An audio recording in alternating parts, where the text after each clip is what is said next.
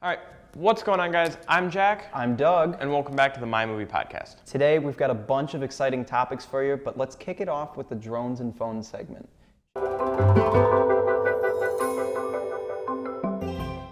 So Doug, are you taking advantage of Amazon's Prime's one-day delivery now that we have a factory just over there? Yeah, absolutely. It's awesome just being, it's crazy. I mean, I thought 2-day shipping was kind of cool, but Yeah. 1-day shipping, that's insane. Yeah, it's really fast. So did you hear they're trying to make it like drone delivery?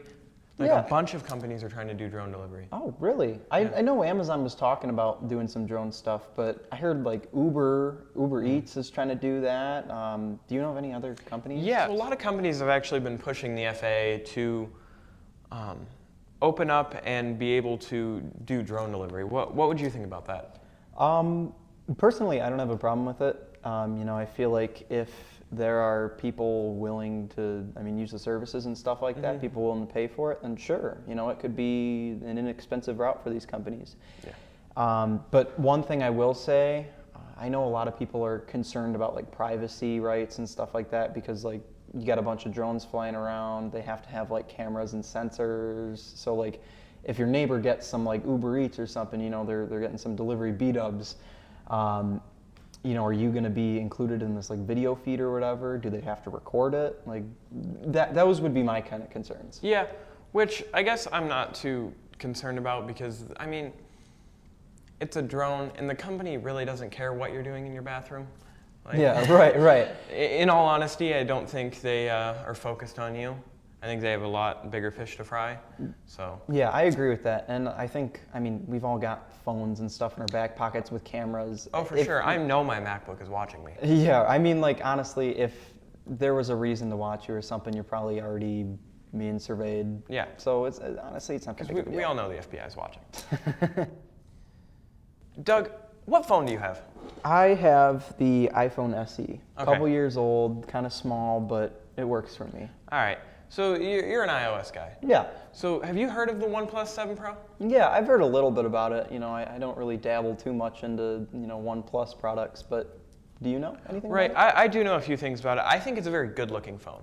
And I really do like a lot of Android user face, but there's definitely issues with like apps that I use that they don't fix. Like the Google Pixel and things like that make Snapchat look absolutely awful. Yeah. And there's not a whole lot they've done about that as of now, but I think the OnePlus 7 is a great body, and I think it's got a lot of good technology. The camera's amazing, but that's one thing they actually just fixed is like the color space in the camera. A lot of people had complaints that their profiles were very flat. Oh, really? And so now that they've fixed that and there's more depth and stuff like that, a lot of people are actually liking it better. Hopefully with the iPhone 11, the price isn't going to go up too much. Now what I've heard is they're not actually going to change the camera and add more for the iPhone 11. What I heard is they're just going to try to improve the camera as itself and the technology behind the camera. Yeah.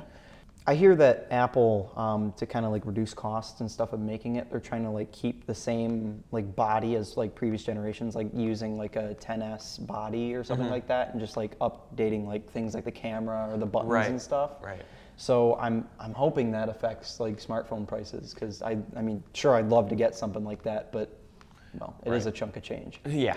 The iPhone 11 is hoping to improve low light photography because I don't know if you've ever tried to shoot with one of these or your phone in nighttime or low light situations. Yeah. It gets really grainy and because the ISO just goes way too high and it doesn't know how to compensate for that. Yeah. So I think if they can improve that, they can improve the grain, they can just make it look better in situations that aren't optimal, then I think they're really going to have something on their hands that is quite unmatched. Like the Pixel 3 is probably the best phone camera. Yeah, it looks amazing. It looks amazing. It is absolutely the best, hands down. Yeah. It takes amazing photos and video, but then again, the user face and the ecosystem that comes with Apple is also unmatched. Right. So, man, Apple could just be dominating if they get this camera on Right. point. All right, that seems to be all we have for the drones and phones segment. Let's get into some other tech news. So, Jack, we're both videographers and stuff like that. We know a decent bit about video editing equipment and stuff. Right. Did you hear about the new Mac Pro that recently came out? I did, and I think at a starting point of $5,000, I'm wholeheartedly ready to invest. Really? No. Okay. Yeah, it is. It was hard. It was hard enough for me buying a MacBook. Like, Yeah, no, I completely understand. Apple is like really, really setting the price point high for this one, but thankfully, it's because they're trying to target it towards more like pro users, like people in the film industry and stuff like that.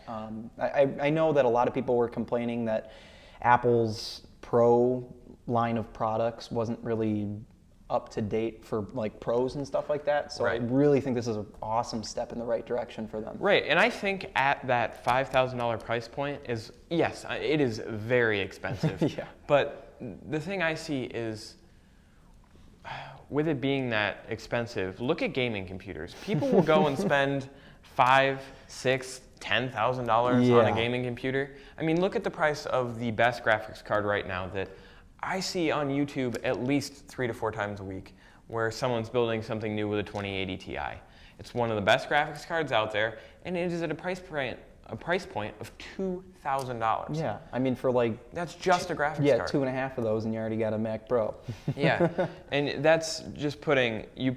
A lot of people put 2 in there and they put them in SLI. Yeah, right. So you put 2 of those in there, you get an i9. Yeah, right. And you're trying to get that 8-core best processing power. That's what, another at least $700 or $800. For sure. And then 32 gigs of RAM, which is what the iMac comes with. Right. 32 to 64 to 128 is anywhere in that range. Yeah. And you're already looking over $5,000. Yeah, absolutely. On top of just like the fact that it's like actually pretty affordable for pros, they're really pushing the limits. Like when Apple came out with like their keynote and stuff like that for the Mac Pro, and they said you could put up to 1.5 terabytes of RAM, I kind of laughed. You know what I mean? Because I'm like, who even uses more than like max 256 gigs of RAM? You know? I have 16. Right. I have like 16 in my computer too. Yeah, and 8 in my MacBook. So. Right. So I really think they're pushing the envelope, and although it is pricey, I think they're moving in the right direction for their Pro line of products. I think Apple's really letting people down in their storage space. Oh my gosh, yeah. It's so. I think my MacBook, it was expensive. For sure. And I only got 250 gigs of storage. Now, does that make a whole lot of sense to you? Because like Microsoft laptops now are coming with 2, 3 terabytes for the same price point. I think it's kind of outrageous. Some things Apple is doing is awesome. Like pushing the envelope with like a $5,000 pro grade machine, that's awesome. But only putting like 128 to like 512 gigs of storage in a $3,000 or like a $1,000 to $3,000 laptop. That's kind of crazy. Yeah, like, because you throw have us to a bone. Throw us a bone, man. I think 1 terabyte needs to be the standard. Yeah. I think that it shouldn't be lower than that and it shouldn't be higher than that. And maybe on the MacBook Airs because those are more for web browsing and things like that. But when you're getting to that MacBook Pro line and you're spending $3,000, $4,000 on a fully spec'd out MacBook Pro, and you can't even get to a 2, 3 terabyte hard drive. Right. What is the point? Because you're going to have to go SSD, external SSD, and while they look expensive, think about it: $3,000 for your MacBook. Okay, so you go up to $3,400, and you have 4 terabytes. That makes sense because I think the best portable hard drives right now are the rugged, the SanDisk Extreme Portables. Extreme Portables. Oh my gosh! Don't even get me They're meant started. for like mountain climbing and things. Yeah, they're great. waterproof, IP56 or something like that. But we can't get a terabyte in a MacBook Pro. Right. I mean, for like $200 for an external thing, I don't understand why they couldn't throw it in there. So I think, Doug, that might just be all the time we have this week. I think it is, Jack. All right. Well, I'm Jack. I'm Doug. And we'll see you next week on the Mimuvi podcast. See you guys later.